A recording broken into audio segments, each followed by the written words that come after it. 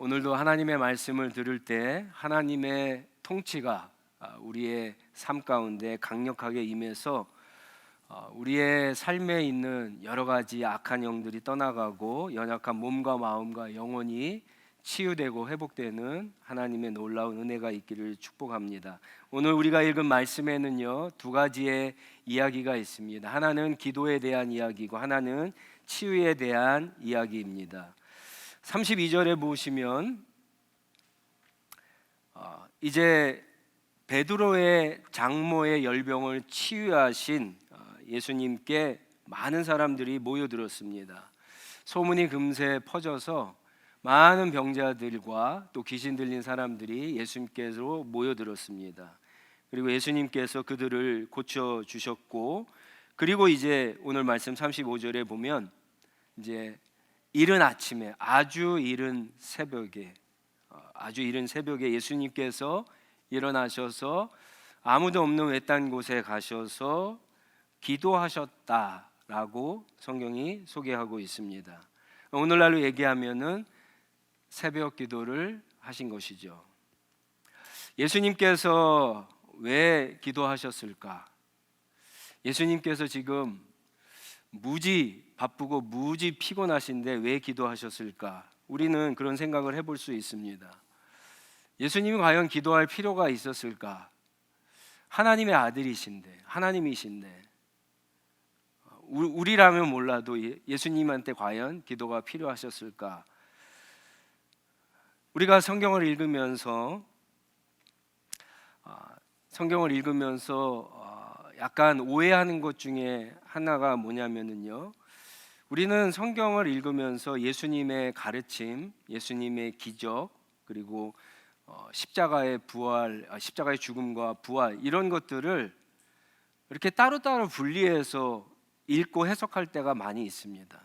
그런데 성경은요, 그렇게 보면 안 됩니다. 성경은 특별히 예수님의 이 공생의 삶은요, 뭐를 이야기해 주냐면은 그대로 우리 신앙인들의 삶을 이야기해 줍니다. 그래서 예를 들어서 여러분, 진정한 신앙생활의 시작은 언제일까요?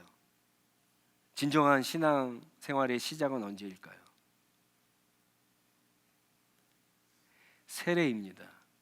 세례. 하나님을 믿지 않으면서, 하나님을 정말 예수님을 내 삶의 주님으로, 구세주로 믿지 않으면서 얼마든지 예배 드리고 교회 다닐 수 있어요. 심지어 봉사도 할 수 있습니다. 그러나 성경은 분명히 세례를 통해서 예수님을 나의 구세주 주님으로 믿고 다시 태어난다고 표현하지 않습니까? 그때부터 진정한 신앙생활이 시작되는 겁니다. 그래서 예수님의 공생애가 세례부터 시작되는 겁니다. 그리고는 뭐가 나옵니까? 우리에게 뭐를 보여주죠? 시험을 받으시죠. 유혹을 받으십니다. 특별히 마가는 구체적인 내용을 이야기하지 않지만 예수님의 삶 전체가 시험과 유혹의 연속이라는 것을 우리에게 보여줍니다. 우리 신앙인들의 삶도 그렇죠. 믿음으로 잘 살려고 하면은 어려운 문제들이 이렇게 툭툭 튀어나오죠. 시험과 유혹이 있습니다. 내가 믿음으로 살아야 될까? 아니면 세상 사람들처럼 똑같이 살아야 될까? 갈등이 늘 있습니다. 그런 삶의 연속입니다. 그런 가운데 예수님께서는요, 우리에게 예수님께서는 하나님의 뜻, 하나님이 주신 사명을 이루기 위해서 십자가에서 죽으시고 이제 부활 승리를 하시는데, 예수님이 그러면 어떻게 그런 것들을 이기셨을까라고 했을 때 세 가지 정도가 있습니다. 하나는 성령입니다. 예수님이 시험과 유혹을 받으셨을 때 40일 동안 사탄도 있었지만 누구도 함께 계셨다고요? 성령도 함께 계셨습니다. 세례를 받고 예수님을 주님으로 모신 분들에게는 다 성령이 계신 겁니다. 그래서 성령이 우리로 하여금 예수님을 잘 따라갈 수 있도록 계속해서 도와주십니다. 로마서 8장에 보면은 심지어 말할 수 없는 탄식으로 우리를 위해서 기도하고 계신 분이 성령이십니다. 또 한 가지 그러한 삶을 끝까지 완주할 수 있는 방법은 말씀입니다. 예수님은 말씀을 전하셨을 뿐만 아니라 말씀으로 사탄의 유혹과 시험을 이기셨습니다. 그리고 마지막 한 가지가 오늘 나오는 기도입니다. 하나님의 아들 예수가 기도하신 이유는 우리에게 그러한 삶을 보여주시기 위해서 기도하신 겁니다. 오늘 말씀에 36절에 보면은 베드로와 제자들은요 늦게 일어났겠죠. 밤새도록 밤이 시작되었는데 많은 병자들이 모였으니까 그들을 고쳐주느라고 시간이 많이 걸렸으니까 어쩌면은 뭐 11시 12시가 넘을 수도 있을 거예요. 근데 어쨌건 제자들이 일어나니까 예수님이 없어요. 예수님을 찾아 다니기 시작합니다. 그러다가 기도하시는 예수님을 만나고 예수님께 오늘 말씀에 보시면 37절에 보면 이런 얘기를 합니다. 모두 선생님을 찾고 있습니다. 이렇게 이야기합니다. 한국 성경은요 이게 뉘앙스가 정확하게 살아나지 않습니다. 그런데 영어 성경만 보면은 이게 지금 제자들이 예수님께 아주 큰 소리로 마치 불평하듯이 큰 소리로 이렇게 이야기한 것을 알 수 있습니다. 이게 무슨 말이냐면은 예수님 도대체 어디 있었습니까? 아침부터 많은 사람들이 고쳐달라고 왔는데 지금 여기서 기도하고 있을 때가 아닙니다. 빨리 와서 제 그 병든 사람들을 고쳐주세요라고 하는 의미예요. 여러분 이렇게 관점이 다릅니다. 예수님에게는 지금 기도하는 것이 가장 중요한데 제자들에게 사람들에게는 병을 고치는 것이 중요합니다. 그러니까 예수님이 말씀에 또 뭐라 그럽니까? 38절에 다른 마을로 가자. 베드로 장모가 있던 그 가버나움에 가지 말고 다른 마을로 다른 도시로 가자. 내가 거기서도 말씀을 선포해야 된다. 내가 이 일을 하러 왔다라고 그렇게 이야기합니다. 예수님이 오신 명확한 사명, 무엇이 하나님의 뜻인지를 제자들에게 분명히 가르쳐 주시죠. 언제 이런 얘기를 하십니까? 언제요? 기도한 후에 지금 얘기하신다는 거예요. 여러분 예수님에게는 분명히 가장 중요한 일은 하나님의 나라 복음을 전하기 위해 오셨어요. 그런데 그 복음을 전하는 가운데 귀신도 떠나가고 많은 병들이 고쳐지는 기적도 일어났습니다. 여러분 같으면 만약에 여러분들이 내가 하나님의 말씀도 전할 수 있고 내가 귀신도 쫓을 수 있고 기적도 행할 수 있다 그러면은 뭐를 집중적으로 하실 것 같아요? 뭐를? 오늘 우리가 사는 이 시대에 뭐가 정말 필요할 것 같습니까? 기적이죠. 많은 사람들이 기적을 원하지 않나요? 내 인생에 기적이 일어나기를 원하지 않나요? 근데 예수님은 다르셨다라고 하는 거예요. 우리가 하나님을 믿고 예수님을 따라가면서 그 목적과 그 의미가 막 불안정해지고 흐려지고 이랬을 때 여러분 하나님 앞에 기도를 하는 것이 그것을 바로잡아 주는 것을 우리가 예수님의 기도 생활을 통해서 보게 됩니다. 솔직히 말씀드리면은 저도 그렇습니다. 이렇게 말씀을 준비하면서 지금 예수님은 무지 바쁘고 무지 피곤하시거든요. 무지 피곤하고 무지 바쁘면은 저 같은 경우에는 설교를 준비하면서 성경을 연구하는 거를 오늘은 그냥 그만하고 그냥 일찍 쉬고 싶다는 생각이 들어요. 설교를 할 때는 이 설교가 이 하나님이 주신 이 설교가 나누어질 때 선포되어질 때 성령께서 역사해 달라고 많이 기도하고 싶은데 오늘은 기도할 시간도 없는데 설교를 더 준비해야 되겠다. 설교 연구하는 데 시간을 더 할애해야 되겠다 하고 싶은 마음들이 듭니다. 여러분들도 똑같을 거예요. 시험 공부해야 되는데 무슨 기도야. 지금 밀린 일들이 얼마나 남았는데 무슨 기도야. 근데 그렇게 늘 바쁜 우리 일상에 쫓겨서 따라가다 보면은 내가 크리스찬으로서 가야 될 방향이나 의미나 이런 것들이 흐려질 수 있다는 거예요. 오히려 더 시간만 낭비할 수 있다라고 하는 겁니다. 히브리서 5장 7절에 보면은요, 아주 중요한 말씀이 있습니다. 예수님의 기도 생활에 대해서 히브리서 5장 7절에 이렇게 이야기합니다. 예수께서 육신으로 세상에 계실 때에 자기를 죽음에서 구원하실 수 있는 분께 큰 부르짖음과 많은 눈물로써 기도와 탄원을 올리셨습니다. 하나님께서는 예수의 경외심을 보시어서 그 간구를, 그 기도를 들어 주셨습니다. 예수님이 기도하시는 가장 중요한 이유 중에 하나는요, 능력도 능력이지만 주님의 뜻을 이루기 위해서 기도하셨다는 거예요. 주님의 뜻이 뭡니까? 십자가에서 우리 죄를 위해서 죽으시는 거잖아요. 근데 이 죽음만 생각하면 얼마나 두렵습니까? 그런데 나를 보내신 하나님이 죽음에서 능히 구원하실 수 있는 분이신 것을 알고 그분께 많은 눈물과 큰 부르짖음으로 늘 기도하셨다는 거예요. 그리고 하나님은 그 예수님의 기도를 경외심으로 보시고 그 간구를 들어주셨다라고 성경이 이야기합니다.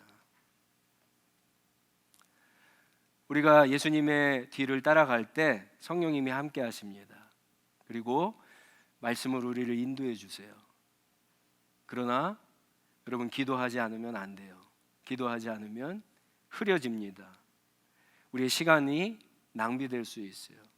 항상 우리의 인생은 늘 세상적인 어떤 시스템들은 우리를 늘 바쁘게 만들거나 게으르게 만듭니다. 그것을 떨치고 주님이 우리를 부르시는 그 길로 주님을 잘 따라갈 수 있는 비결 중에 하나가 기도입니다. 우리가 올해 그 금요 영성 모임을 시작하면서 그래서 말씀 묵상과 말씀으로 기도하는 것에 대해서 말씀을 나누었습니다. 우리 엊그저께 이제 7주 동안의 강의가 다 끝났는데 많은 분들이 좀 참여하지 못해서 좀 아쉬운 마음이 있습니다. 근데 여러분, 이 말씀 묵상과 기도 이 두 가지는요, 우리 영성에 아주 중요한 두 가지 기둥이에요. 아주 베이직이면서. 근데 목회를 하면서 제가 보니까 이 중요한 두 가지를 잘 활용하지 못하는 분들이 너무 많습니다. 하나님은 우리에게 주신 이 말씀을 통해서 아직도 우리에게 말씀하시는 거예요. 여러분, 영어 공부하실 때 잘 안 들리죠? 그렇죠? 그런데 어떻게 합니까? 반복해서 계속 들으면 어느 날 귀가 뚫리듯이요, 하나님의 말씀도 여러분 계속 묵상을 하셔야지만 어느 날 이 말씀을 통해서 하나님이 나에게 하시는 음성을 들을 수가 있는 거예요. 기도도 마찬가지고요. 제가 두 가지 중에 뭐가 어려울까 고민을 해봤더니 제 생각엔 기도가 훨씬 어려운 것 같아요.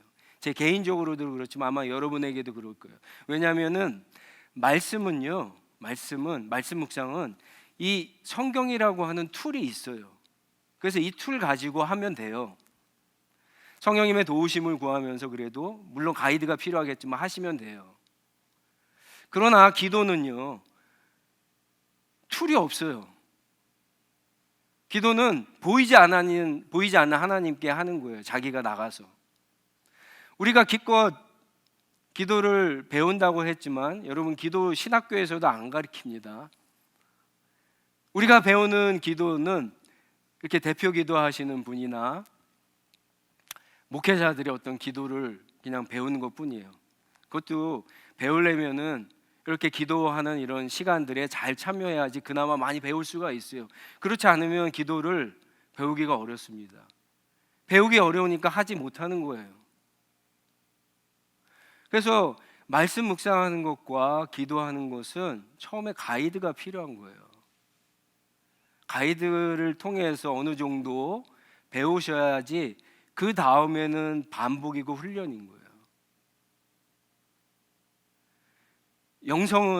기독교 영성은 여러분 습관입니다. 반복에 의한 습관이에요.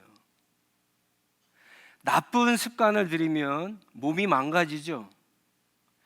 좋은 습관을 많이 가지면 여러분 건강해지는 겁니다. 마음뿐만 아니라 우리의 영혼이 건강해지는 겁니다. 가장 중요한 것이 말씀 묵상과 기도입니다.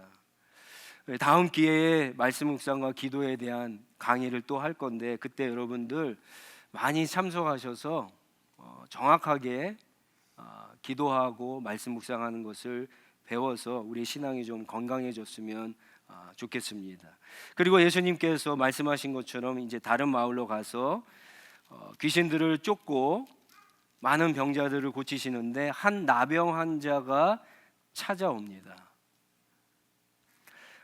오늘 말씀의 40절에 보면은 이 나병 환자는요, 예수님 앞에 무릎을 꿇고 간청을 합니다. 이런 얘기를 해요. 선생님께서 하고자 하시면, 선생님이 마음만 먹으면 저를 깨끗하게 고쳐주실 수 있습니다. 그렇게 고백을 합니다. 굉장히 놀라운 고백이죠. 그런데 더 놀라운 것은 그 다음이에요. 예수님께서 그를 불쌍히 여기시고 손을 내밀어 그를 만지십니다. 터치하세요. 그리고는 고쳐주십니다. 우리가 늘 이 부분을 읽을 때마다 이상한 점이, 예수님은 그냥 말씀만 해도 능히 고치실 수 있는 분인데 왜 율법에서 부정하다라고 해서 사람들이 피하고 꺼리는 나병 환자에게 굳이 손을 대셔서 고쳐주셨을까라고 하는 거죠. 성경을 잘 읽으신 분들은 이 질문을 해보셔야 돼요. 이게 가장 중요합니다.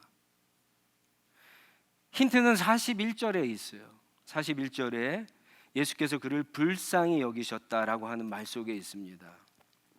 불쌍히 여기셨다는 말이 무슨 뜻일까요?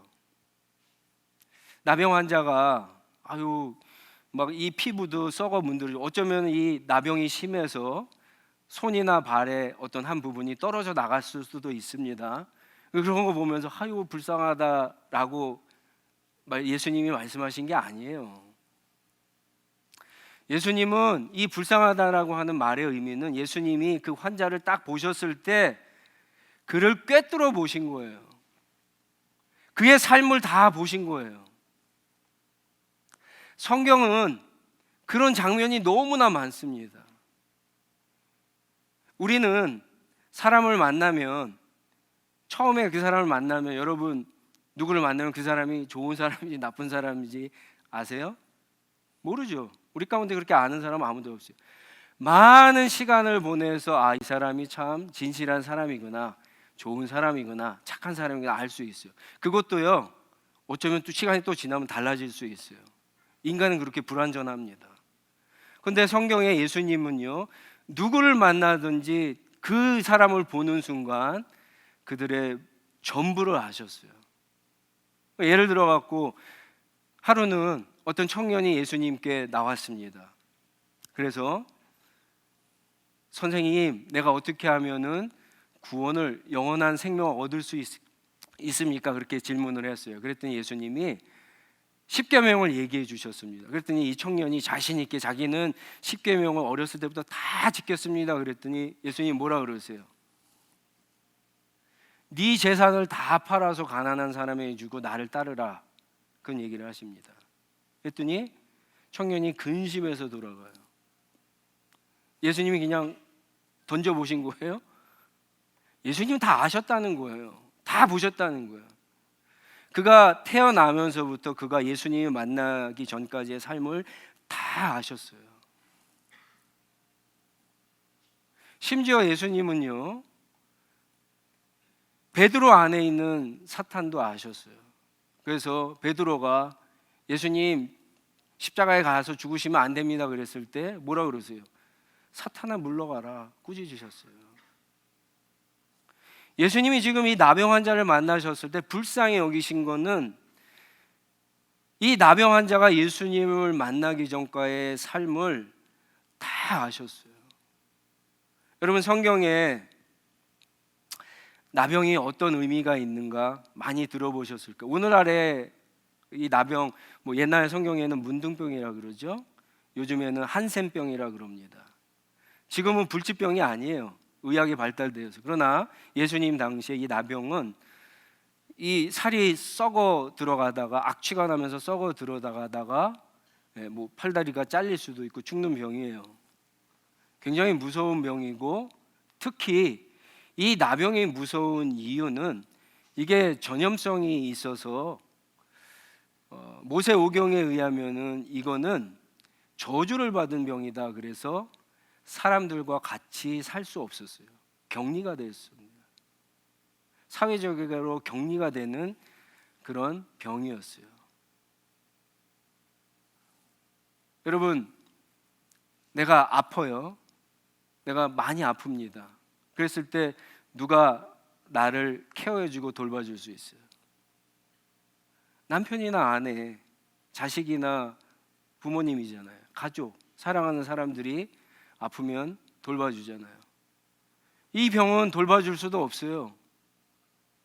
집을 떠나야 됐어요. 도시를 떠나서, 마을을 떠나서 살아야 됐어요. 여러분, 한 사람이 정말 아픈 병에 걸리면 온 집안이 다 그늘이 지거든요. 경험하셨잖아요, 그런 것들. 근데 이 병은 그렇지도 않아요. 격리가 되어서 살기 때문에 아픈지 안 아픈지도 잘 몰라요. 옆에서 봐야지. 아파하고 신음하고 고생하고 이런 걸 봐야지 그런 걸 느끼죠, 가족들이. 그런 병이에요. 얼마나 외롭고 무섭고 두렵고 그런 병인지 모릅니다. 사회적으로 격리가 되면 또 어떤 일들이 있습니까? 어쨌거나 먹고 살아야 되는데 일도 못해요. 경제활동을 할 수가 없어요. 그러니까 거지처럼 빌어 먹어야 되는 거, 평생. 아니, 내가 아프면 가족이 있으면 가족들이 도와줄 수 있잖아요, 그렇죠? 근데 이 병은 그렇지도 못해요. 얼마나 죽을 때까지 비참한 삶을 살아야 되는지 모릅니다.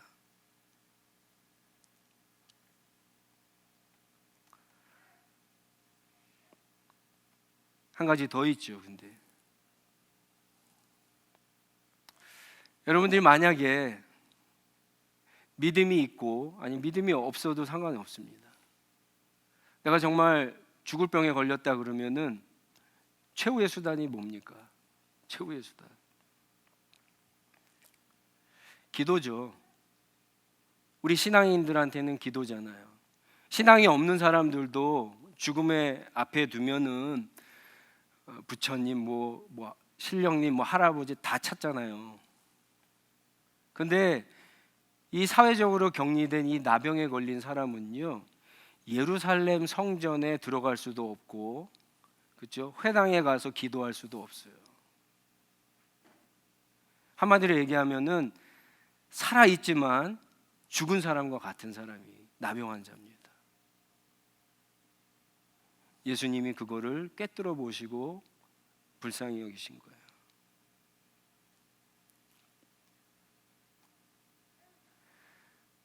오늘날 이 나병은 거의 사라졌습니다.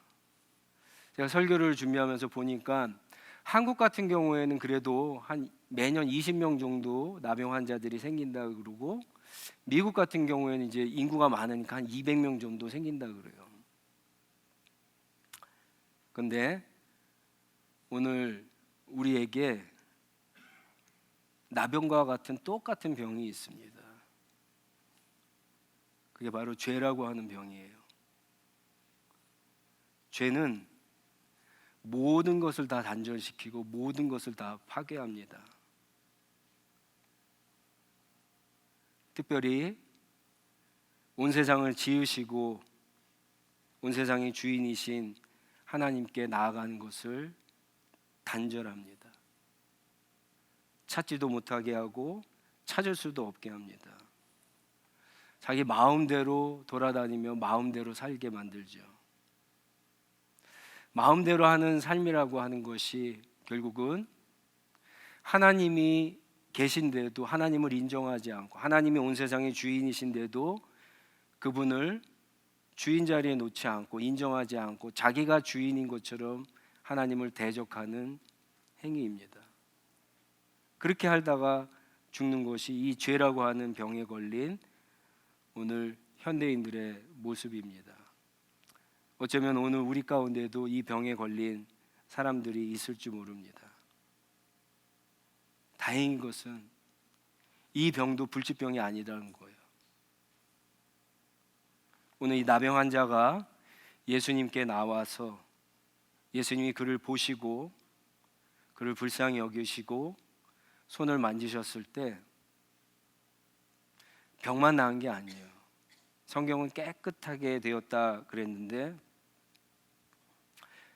그동안 그가 살아오면서 사랑하는 가족과 친구와 그 모든 사람으로부터 떨어져서 외롭고 힘들게 비참하게 살았던 그 모든 것들, 마음의 그 모든 것들, 영혼의 그 모든 것들을 예수님께서 손을 대셔서 깨끗해 하셨다라고 하는 뜻입니다.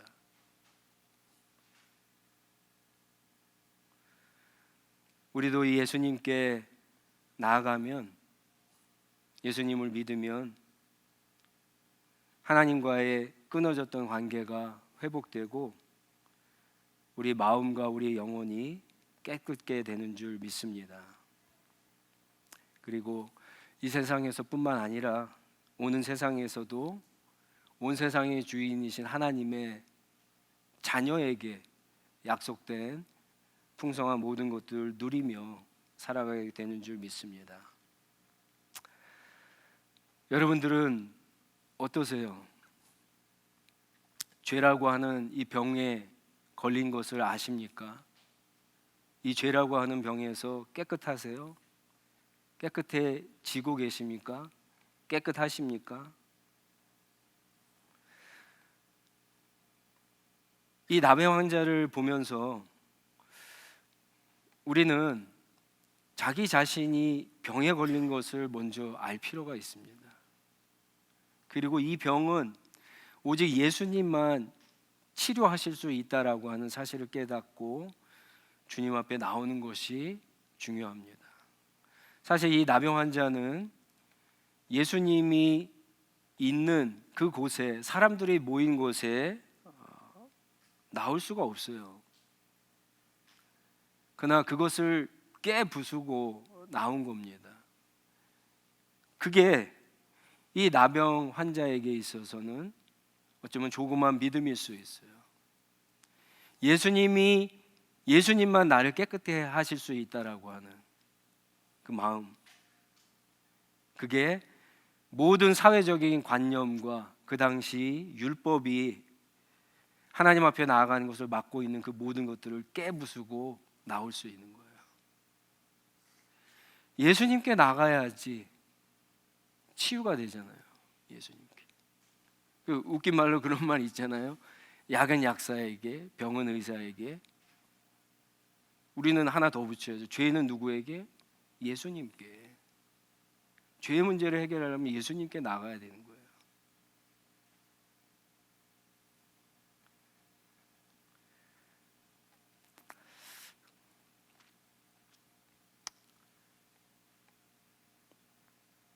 우리 다 같이 일어나셔서